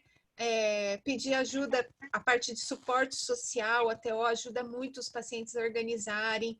As adaptações para realizar algumas atividades, eles também ajudam. Então, a minha experiência aqui é muito boa, porque como eu trabalho com a residência multiprofissional, a gente chega a ter atividades, não exatamente com pacientes que têm capsulite adesiva, mas com pacientes que têm dor crônica. As meninas da farmácia, elas desenham assim num papel craft grande um corpo humano, e aí os pacientes todos trazem seus medicamentos, e aí eles começam a mostrar as caixinhas de medicamento, e ela pega o medicamento e fala assim, olha, esse daqui, ele atua na cartilagem, e põe lá no joelho. Esse daqui é antidepressivo, olha, mas seu médico deu, porque na verdade ele está atuando aqui, ó, na medula, para diminuir a dor. Então já tira do paciente essa ideia de que ele está tomando remédio porque ele está com problema na cabeça, sabe? Vai lá e bota a caixinha de remédio lá na coluna. Então, assim, é muito bacana. Trabalhar com equipes multiprofissionais é uma riqueza, né? Para quem trabalha com dor. Fantástico. Ô, Rodrigo, fala um pouquinho pra gente aí desse artigo aí de terapia, de crioterapia de corpo inteiro aí. Então, eu trouxe alguns conceitos novos, né? Igual eu tinha ressaltado no início da minha aula, realmente a força científica, a evidência não é muito grande, tá? Ele fez um trial, mas assim, com N baixo, e ele demonstrou com aqueles poucos pacientes que traz uma melhora. Mas assim, realmente não é um artigo que foi publicado em um paper com fator de impacto muito grande. Eu trouxe mais por curiosidade, para provocar mesmo, para a gente poder discutir. Tá? E outra coisa que eu queria até ressaltar, eu vi que alguém perguntou no chat aí sobre preenchimento de escalas de vida diária, né? Atividade diária de vida, e de acordo com nossa discussão faz total sentido, né? Porque se o paciente for progressivamente preenchendo essa escala, ele vai percebendo uma melhora progressiva dos sintomas dele, né? E hoje em dia, em pesquisa clínica, a gente tem uma tendência muito grande de valorizar, a gente chama de self-reported outcome, que é tipo o paciente preencher a percepção dele daquele sintoma, porque classicamente em pesquisa clínica a gente tem alguns parâmetros, tipo força de gripe, ou quantos graus o ombro levanta. Para o paciente, assim, de modo simples de falar, pouco importa isso, a força que ele consegue pegar alguma coisa. Para o paciente, o importante é saber se ele consegue colocar uma camisa, se ele consegue, né, coçar a nuca, enfim. E só uma correção, quando na minha aula eu falei aquela coisa de atividade lúdica, aquilo não está no paper. Foi só uma forma minha mesmo de tentar explicar. Lá fala atividade funcional mesmo. Tá? Era só isso que eu queria Ainda bem que você se redimiu, Rodrigo. Rodrigo, não precisa, não precisa. Foi só uma forma de tentar explicar para quem está vendo a live. É direcionado mais para funcionalidade, né? Entendi. Isso. E uma coisa interessante, né, que isso o Rodrigo falou, acaba que a gente volta num princípio básico aí da saúde baseada em evidência, né, que a gente tem que valorizar os desfechos clínicos e não os desfechos substitutos. E a força de preensão e tudo isso daí é um desfecho substituto. Realmente ele tem perde valor quando a gente compara com, por exemplo, um desfecho clínico igual o Rodrigo falou, né? Eu acho que está totalmente em consonância com isso daí. Meli, agora brevemente só faz um comentário sobre as drogas de primeira linha que você usa para o uso da capsulite.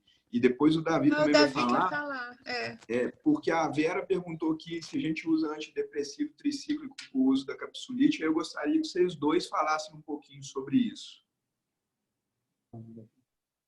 Primeiras damas ou Davi? Tanto faz. Eu queria tirar uma dúvida com a Meli, é exatamente sobre isso. Verdade. Então ótimo. Porque eu fiquei, na verdade, eu fiquei chocado que no guideline que ele colocou, dentro das medicações disponíveis, ali não estava, ele estava colocando anti-inflamatório, mas ele não estava colocando antidepressivo e nem anticonvulsivante. Mas a gente não tem uma série de evidências colocando essas duas possibilidades medicamentosas como arsenal terapêutico? Cortou o finalzinho da sua pergunta, Davi. A gente tem eu não entendi por que no guideline não colocou a antidepressivos e anticonvulsivantes, né? Uma vez que eles são, assim, tem comprovação nível A de evidência, né? Em dores desse perfil, né? Então, na verdade, justamente para dores tanto neuropáticas quanto nociplásticas. Então, por que ele não colocou ali no arsenal, entende? O que acontece muito? Até uma das queixas muito principais do paciente com capsulite adesiva é a dor à noite. É uma dor que atrapalha o paciente a dormir. Nossa, a da Meli tá travando. Não só ele reforçou isso no início. Melhorou, Mota? Não tem 4G? Não, eu já passei por 4G e tudo. Hoje, realmente, minha internet resolveu... Será que se eu cancelar meu feed, melhora? Melhora. Melhora? Pode ser. Eu já passei pro 4G e já passei pro Wi-Fi da casa. Tá. Não.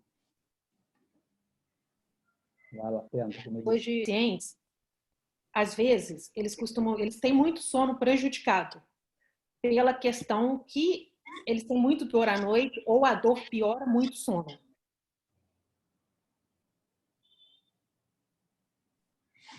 Estou travando. Cara, tá difícil da Meli hoje. Ô, Ana, e a gente dá. Então, eu associo muito antidepressivo.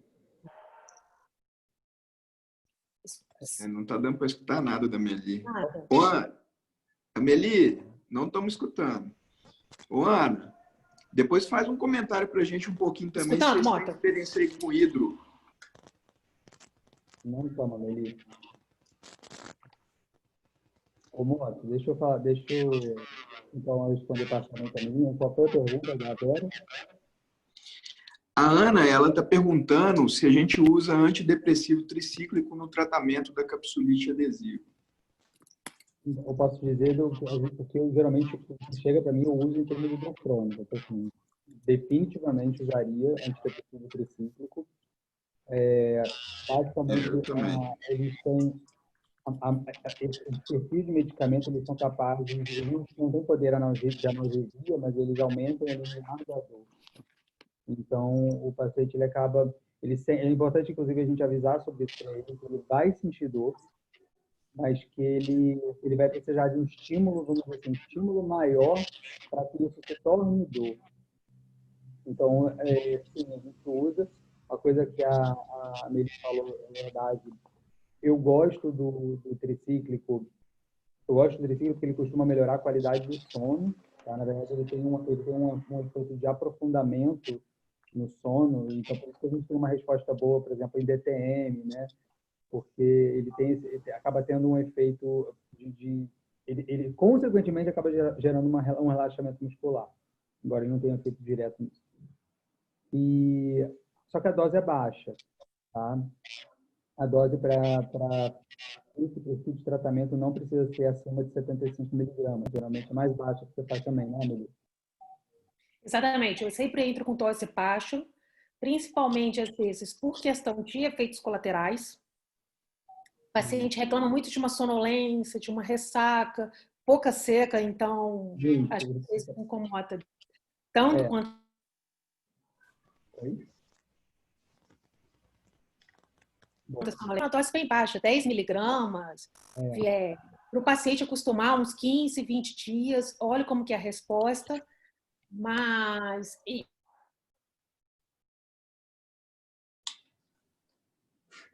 E para o antidepressivo tricíclico mesmo, conforme você falou.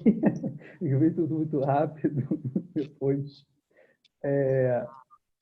Desculpa, como comprime tudo que você fala, falo muito rápido.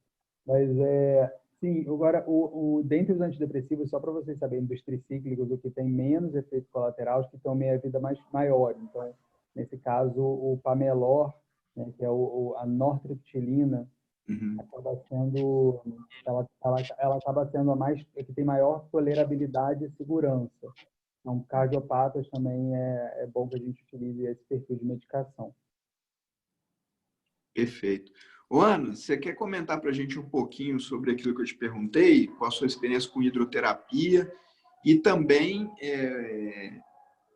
assim, se você considera que a estabilização da escápula numa fase um pouquinho já de ganho mais de movimento, que o paciente já tem um ombro um pouquinho mais solto, se vocês trabalham aí, fora o fortalecimento de manguito e tudo, dentro da fase de fortalecimento, se vocês utilizam o trabalho, né? Ou se vocês consideram que uma escápula que tem uma alteração de movimento, não necessariamente ela precisa ser tratada num caso de capsulite. Experiência com hidro. A minha unidade de reabilitação não tem mais piscina. A nossa piscina foi enterrada. Depois de muita briga, de muita confusão, de muito choro e ranger de dentes. Então, assim, eu particularmente não tenho experiência com hidro. Não vi nas revisões que eu pesquisei para fazer o aulão nada específico de hidro, mas é uma atividade de corpo todo, com água, às vezes em uma temperatura mais relaxante. Acho que poderia ser utilizada, ainda que não, de novo, né? Como é a academia, se não for para o ombro, para o corpo como um todo, para se sentir melhor como um todo.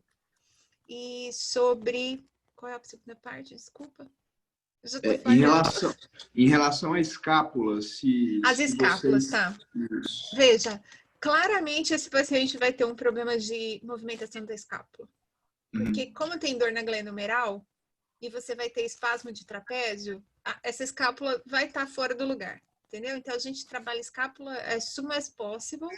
Primeiro nessa coisa de tentar relaxar a musculatura que está suspendendo ela, e depois para manter mesmo, né? Para manter toda a estrutura periescapular. Mas, lógico, a preocupação, de novo, é a glenohumeral, é de lá que está vindo a dor. Né? E aí a gente vai cuidar de tudo em volta até que ele possa se movimentar com mais qualidade. E aí tem uma série de movimentos, por exemplo, que a gente até falou no meeting, talvez você lembre, né? Mas se você sente um paciente numa bola e pede para ele rolar em antiversão e retroversão na bola, junto com extensão torácica, a pessoa já faz retração de escápula e nem percebe que está movimentando as escápulas. Então, a gente pode fazer coisas bem simples, que tem essa característica global e que vai ajudando a gente a manter, né, E hoje eu assisti a sua live à tarde com o Ramon, foi muito interessante quando vocês falaram da parte de cadeias, né? Do trabalho das cadeias, em relação a principalmente a cadeia cruzada, quando vocês falaram que o trapézio inferior, por exemplo, e o médio não são trabalhados na mesma cadeia que o serrátil anterior, né? E isso daí eu achei muito interessante, porque realmente... A gente tem estudado um pouquinho isso já desde o mestrado da Andy, depois do Ramon, né? No Ramon a gente viu que a presença de dor é inibitória do drive de facilitação. Então, a gente continua aí estudando mais umas coisas para ver o que vai acontecer. Não, perfeito. A Meli ou Davi? Eu não sei qual que vai conseguir responder, porque a Meli está meio cortando, né? Mas tem mais uma pergunta aqui, o Tarek está perguntando do uso da pregabalina para capsulite adesiva. Queria que brevemente vocês fizessem algum comentário. Uso, não uso? O que tem de evidência que é melhor do que um tricíclico ou não?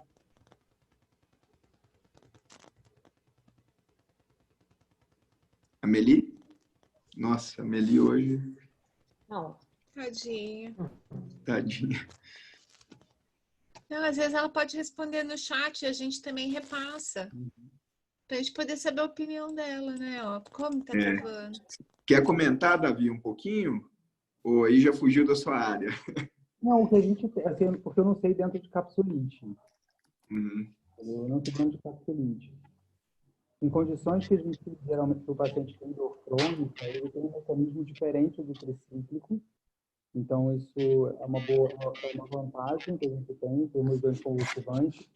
Se eu não me engano, ele tem uma relação, o tricíclico, se eu não me engano, o tricíclico dual, eles têm uma alteração central maior, e acho que o anticonvulsivante tem mais a nível periférico, tem certeza. Então, quando você faz a... Tá me ouvindo? Tô tentando chamar a Meli aqui, não sei se ela está escutando. Eu estou respondendo no chat. Qualquer coisa. Tá ótimo. Tá, mas me corrija se eu estiver errado, mas que o anticonvulsivante tem ação maior em nível periférico e em termos de dor crônica, não é isso? E aí eu acabo fazendo exatamente isso, eu acabo associando essas duas condições, essas duas efeitos farmacológicos para quando o paciente principalmente não respondeu a um antidepressivo. Mas geralmente eu tenho um viés de seleção, porque os pacientes que chegam para mim, em geral, têm algum transtorno de humor associado. Não, beleza. Eu acho que a escolha ela passa um pouco por isso daí, talvez a Meli vai responder mais ou menos dentro desse daí, porque são terapias adjuvantes, né, no controle da dor, e eles ajudam a aumentar o limiar da dor, né? E aí, geralmente, aquele paciente que tem um distúrbio depressivo associado, realmente a gente dá preferência para o uso dos antidepressivos tricíclicos. Na minha prática clínica, a pregabalina é uma droga que eu uso bastante para capsulite, e não sei se vai junto com o que a Meli vai falar, mas na minha prática clínica, o Rodrigo até vê lá no relatório, é uma droga de escolha bem importante para a gente. E realmente ela dá um controle, né? Quando a gente faz associação com o uso de bloqueios de nervos periféricos, principalmente o nervo supraescapular, e às vezes ele tem uma durabilidade aí de 5 dias, quem controla, porque eu só consigo ver o paciente a cada semana, quem controla um pouco a dor nesse intervalo acaba sendo as medicações via oral, né? Mas olha só, tem uma coisa aqui importante, tá? Eu falo assim, duas coisas interessantes. A gente costuma muito escolher medicamento psiquiátrico pautado também no efeito colateral, e não necessariamente não apenas no efeito terapêutico. Então, pessoas, por exemplo, que querem ganho de peso, ou pessoas, por exemplo, que estão com problema de dormir, não estão dormindo, principalmente um tricíclico poderia ser uma opção melhor em qualidade de vida do que um anticonvulsivante puro, né? Uma outra coisa, por exemplo, pessoa com ejaculação precoce, os antidepressivos têm uma ação melhor nesse sentido.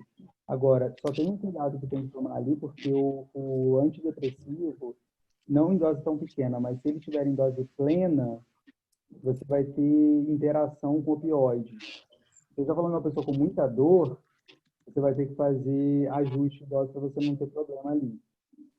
tá? Senão o paciente pode ficar intercedado, aí dá outros problemas.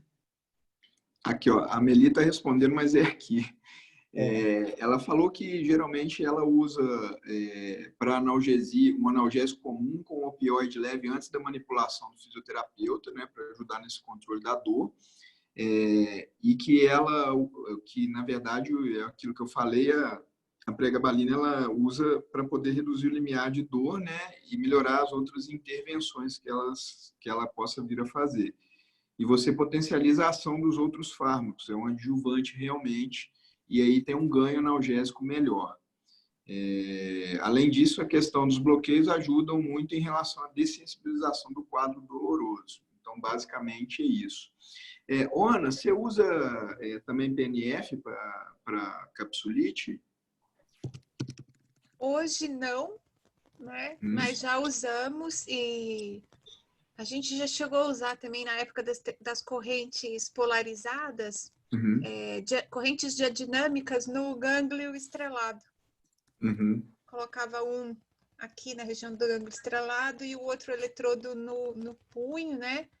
Usou tanto para capsulite, na verdade, perdão, gânglio estrelado e raiz de deltoide. Aqui no punho é para distrofia simpática. Então, que também não é mais distrofia simpática, também é agora dor complexa regional. Então, vocês verem como eu tô ficando velha. Essa daí é também da minha época, né? SUDEC, então, se falar SUDEC, então, aí denuncia. Síndrome obrimão. Já usou. Agora, a gente está resgatando a literatura da eletroterapia, da fisioterapia para estudos de melhor qualidade, né? Porque quando vieram as revisões sistemáticas, pegaram os nossos estudos pobremente controlados para vieses, e agora vem uma nova geração de trabalhos. A gente tem no Brasil pelo menos dois pesquisadores de eletroterapia muito fortes que foram formadas pela Kathleen Sluka, foi inclusive presidente da IASP durante um tempo, e um outro rapaz que está no Distrito Federal também, que é muito, muito bom na área de laser terapia. Então, eu acho que em breve, inclusive como produto nacional, a gente vai ter coisas bem interessantes de eletroterapia e novas, né? Para a gente resgatar essa coisa da eletro, que hoje as pessoas não estão usando por conta das recomendações serem muito fracas. Sim, sim. Bom, eu acho que a Meli ela tem um horário aí, Ana. Eu gostaria de saber se alguém tem mais alguma coisa para perguntar para ela. E o Davi também já está dando... Eu também tenho que dar janta, gente. O marido me mata, senhor. Então, eu gostaria que todos fizessem assim, alguma consideração final. Do chat eu não vi mais nenhuma pergunta. Eu acho que eu também esgotei bastante as coisas que eu tinha para perguntar aqui. Não sei se o Rodrigo quer fazer alguma consideração em relação ao que foi falado hoje aí. Então, deixo vocês à vontade agora para poder fazer as considerações finais, para poder a gente finalizar a nossa live. Pode falar, Rodrigo. Então, só enaltecer mesmo, né, esses encontros que a gente tem multiprofissionais são muito importantes, porque, assim, quando eu fui montar a aula, eu procurei o que a gente tem de melhor de evidência, revisões, ensaios randomizados, e a gente vê que os artigos, nenhum deles leva em consideração esse aspecto multifatorial da doença. Ele sempre divide a doença em blocos, ou seja, tem um artigo de ortopedia, um de dor, um de físico, um de educação física e um de psico. Então, assim, é importante a gente tentar transformar isso em uma coisa só. Então, acho que essa discussão é fundamental. E agradecer, só isso. Diante disso, a Ana usa uma terminologia que eu vejo ela falar nas aulas, que é diagnóstico anátomo-patológico e cinese funcional, né? Eu acho que o médico ele tem, às vezes, uma avaliação muito equivocada, sendo que sempre o desfecho que a gente busca é a qualidade de vida e a funcionalidade, principalmente o ortopedista. Então, por que a gente fica, às vezes, tão preocupado com o diagnóstico anatômico? Nem sempre ele é importante, né? Às vezes a gente tem que corrigir a anatomia quando, por exemplo, quebrou. Não tem jeito de eu deixar quebrada. E eu tenho que ir lá e reconstruir a anatomia. E realmente é mais importante o diagnóstico anatômico de uma fratura do que o diagnóstico funcional. Mas certas doenças, o diagnóstico funcional ele é primário, né? Vamos dizer assim, não tem nem o que falar. Vou deixar a Ana falar também um pouquinho, eu falo demais, vou deixar ela falar para fazer as considerações finais. Estava falando de equipe, né, Rodrigo? E eu tô vendo aqui o Lucas, pelo que eu entendi, ele trabalha com vocês, né? E você vê, é uma riqueza você ter um profissional de educação física que sabe o que é um nível de irritabilidade de dor num paciente com capsulite, né?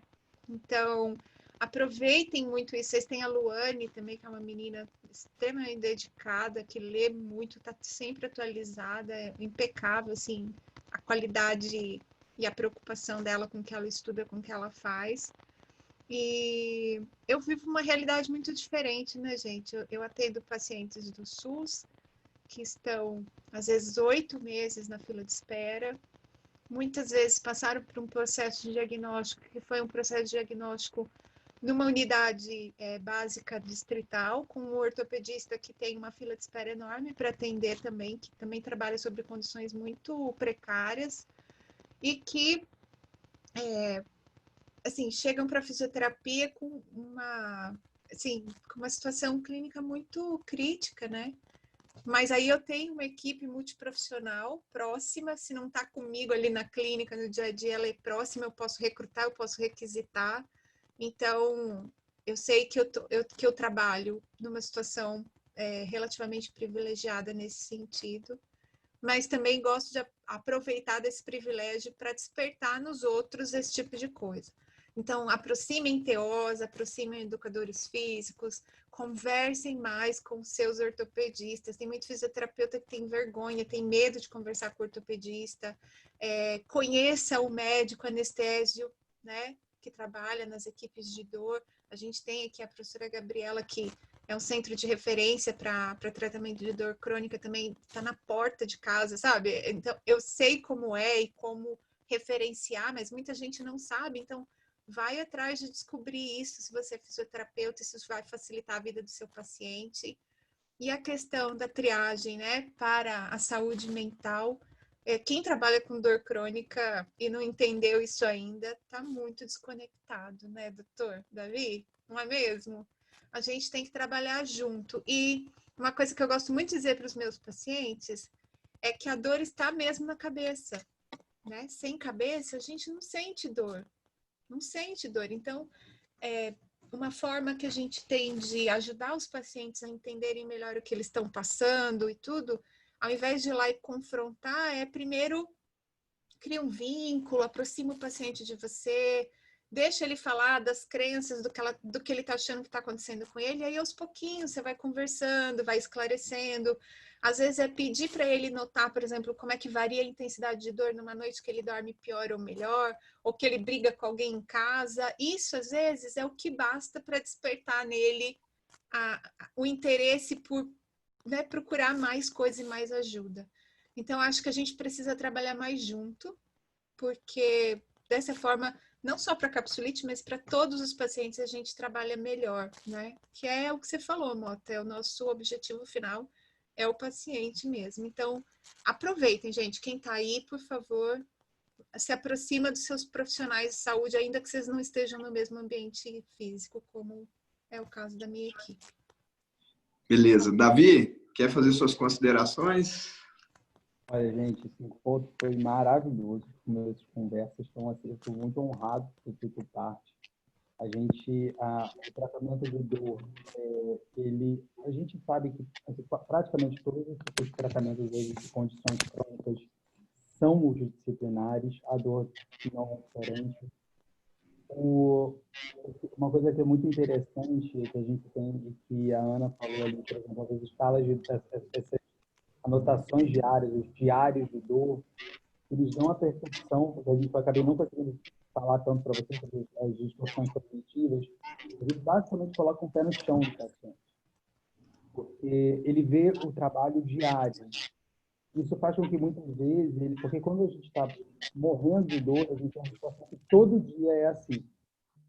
E quando a pessoa ela consegue ver, não, peraí, não foram todos os dias desse jeito, não foram todos os dias nesse nível, ele consegue ter uma plena noção de que a mente dele também distorce, da mesma maneira que a gente está falando do desenho da anorexia. Então, uma coisa que também a Amélie falou que conecta perfeitamente com o que eu faço e que eu acho que acredito que seja o trabalho médico da biomédica, é que o nosso atendimento ele tem que ser artesanalizado, vamos dizer assim. O trabalho em série, ele não funciona. Ele não funciona. Quando a gente tem dor, se a gente for falar sobre os significados da dor, eles são individuais. Então, quando ela falou, olha, eu escuto, me aproximo, não tem como a gente fazer uma aproximação sem transformar o tratamento artesanal. Ele é um. Então, na verdade, um com todos, né? Então, parabéns, eu acho que essa é a resposta para todas as áreas de saúde. Perfeito. Amélie, suas considerações finais, mas o Vinícius deixou uma perguntinha final para você ali, ó. Como é que você faz para associar o bloqueio? Ele perguntou 2 vezes. Onda de choque com bloqueio do nervo supraescapular. Você falar sobre isso daí. Aí você fala e já despede para você poder ir. Normalmente eu não faço onda de choque para capsulite adesiva. Normalmente eu faço tratamento medicamentoso, quando eu passo para intervenção, eu passo para a questão dos bloqueios. Normalmente sempre preferindo bloqueio intraarticular. Normalmente porque o paciente, quando vai para a clínica de dor, o que está incomodando ele não é a questão, ele reclama da questão da amplitude do movimento, mas o quadro alto normalmente está mais predominante. Então, normalmente, a gente faz bloqueio intraarticular, eu faço com pouco volume, e eu sempre associo os bloqueios de nervo supraescapular e axilar. Lembrando o seguinte, em trabalho, inclusive, voltado para a capsulite adesiva. Bloqueio sempre guiados por ultrassom. Você pergunta aqui também. Alguém falou disso, foi a Vera. A Vera, eu acho que perguntou sobre o uso de guiado por ultrassom, Isso, Já matou essa também. Trabalho específico para capsulite adesiva com isso. Mas qualquer médico você pega com pouco treinamento e ultrassom, ele tem mais sucesso de fazer um bloqueio. Tem trabalho falando isso. De qualquer médico com uma longa experiência. Ultrassom agora é praticamente obrigatório. É o nosso novo estetoscópio na medicina. Principalmente quando a gente vai fazer, não existe mais a questão de bloqueio realizado às cegas. Então, para a capsulite adesiva, então, sempre lembrar disso. A gente fazia na época... Gente, as coisas mudaram. Então, a gente tem essa questão também de fazer bloqueio guiado por ultrassom. Em questão, muita gente que aparenta aqui, até para as considerações finais, está a questão da disciplinaridade. O que acontece? Eu falei que eu fui meio mal acostumada quando eu fui fazer dor na Santa Casa de São Paulo, porque eu atendia com um fisioterapeuta na minha cadeira do lado. Aquelas coisas, às vezes, você consegue num serviço de SUS que você não consegue num serviço particular. E a gente tinha uma psiquiatra para nossa disposição. Então, isso era extremamente enriquecedor, não só para a gente, mas para o paciente também, tanto nas avaliações como nas tomadas de conduta. Eu sei que na medicina inteira a gente parte na questão da multidisciplinaridade, mas eu acho que em dor não existe tratamento sem isso. Eu só quero fazer uma correção, Amélie. Não é no SUS, é no serviço público que tem o apoio da universidade. Porque nesse país se trabalha muito falando mal da universidade pública, mas é a universidade pública que põe qualidade na assistência à saúde pública desse país. Gente, por favor, apoiem a universidade pública, principalmente os cursos que prestam serviço à sociedade. Por favor. Exatamente, Ana Maria. Às vezes a gente consegue fazer algumas coisas, às vezes até por liberação de convênio, por custo, a gente consegue fazer num serviço com apoio universitário e não consegue fazer no melhor às vezes na sua clínica, Exatamente. Por exemplo, a gente aqui tem um ambulatório de pé diabético também multidisciplinar, coisa que não tem nem no privado aqui em Juiz de Fora, entendeu? Então, todos os profissionais, vascular, ortopedista, hiperbarista, fisioterapeuta, nutricionista, endocrinologista, tudo ao mesmo tempo ali para olhar o paciente. Então, é uma coisa que não tem realmente fora. E outras coisas, por exemplo, no serviço universitário, assim, igual a gente está aqui na Universidade Federal de Juiz de Fora, por exemplo, uma artroscopia não é um procedimento cirúrgico que é liberado pelo SUS, né? A gente só consegue fazer aqui porque é um serviço universitário. Quem custeia isso é o hospital universitário, é a faculdade, não é o SUS que paga, né? Se for pelo SUS, o cara tem que ir lá, prótese reversa, placa bloqueada, prótese de cabeça de rádio, nada disso intensificador de imagem para cirurgia de escoliose, e assim vai. É a universidade que mantém essas coisas. Tá bom, Ana, eu vou pedir para você encerrar. Gostaria de agradecer a todos, imensamente a presença de todos vocês que nos ajudaram aí nessa noite. Pedir desculpa aos resistentes, aí, aos heróis da resistência, que a live durou, mas eu acho que para a Ana isso daí foi até pouco. Foi 3, 4 horas de live. Né? A única coisa é que eu tô com um ponto gatilho ativo que tá me matando. Uma das piores dores, eu falo, nunca menospreze dor miofascial. Ai, que nervoso. Esse trem tá irradiando, assim, ó. Sim, eu já não tenho mais lugar para pôr o ombro. Fala o final da Melina, não menospreze a dor miofascial. Não menospreze a dor miofascial. Gente, eu queria agradecer. Agradecer o convite, agradecer vocês por estarem aqui hoje, todo mundo que passou pela live, e vai ficar gravado, está disponível, o pessoal também vai levar a gravação lá para o site deles, então, muito obrigada a todo mundo, foi um prazer conhecê-los, viu? Muito obrigada. Obrigada. Obrigado, pessoal. Precisando qualquer coisa, vocês escrevem para gente. Tá joia, beijo. Valeu, gente. Tchau, gente. Obrigado. Tchau. Deixa eu desligar lá primeiro no YouTube. Pronto. É gratuito essa aula, gente. Agora, peraí, deixa eu parar a gravação para a gente não falar nada que não pode ficar gravado. Foi. Só pra...